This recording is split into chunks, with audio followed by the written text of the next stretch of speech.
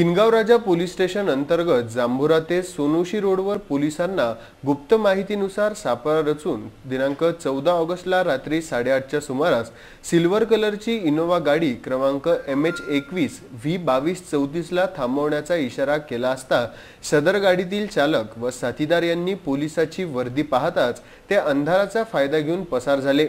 ते अंधारात लपले असावे असा संशय पोलिसांना आला असता सदर फरारी लोकांचा शोध घेण्यासाठी अतिरिक्त पोलिसांना पाचारण करण्यात आले।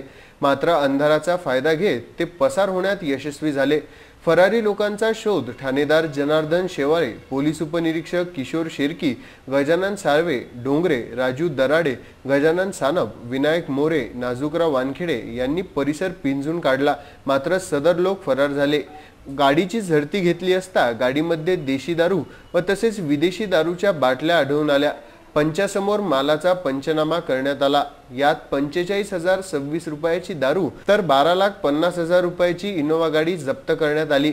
गाडीमध्ये दत्ता लक्ष्मण गंधिले, राहणार सावखेड भोई, तालुका देऊळगाव राजा ह्या नावाचे ड्रायव्हिंग लायसन्स मिळाले। त्यामुळे गाडीचा चालक दत्ता लक्ष्मण गंधिले व त्याच्या साथीदारांवर पोलीस स्टेशनला अप क्रमांक 184/18 कलम 65 अशी 80 महाराष्ट्र दारूबंदी कायद्यान्वये गुन्हा दाखल करण्यात आला आहे। पुढील तपास पोलीस अधीक्षक बुलढाणा, अप्पर पोलीस अधीक्षक बुलढाणा, उपविभागीय पोलीस अधिकारी देऊळगाव राजा यांच्या मार्गदर्शनाखाली किनगाव राजा पोलीस करीत आहे। काल दिनांक 14/8/18 रोजी रात्री 8 वाजेच्या दरम्यान आम्हाला पेट्रोलिंग करत असताना एक माहिती मिळाली की सोनोशी ते जांभुरा रोडवर अवैध दारूची वाहतूक होणार आहे।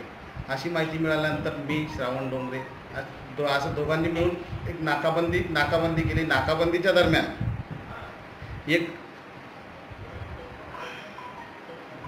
एक इनोवा गाडी MH21 V2234 या नंबरची कार आम्हाला पाहिल्यानंतर ती दूरच उभी राहिली आणि तिच्यात जे इसम होते, जे 4 इसम होते, ते इसम पळून गेले।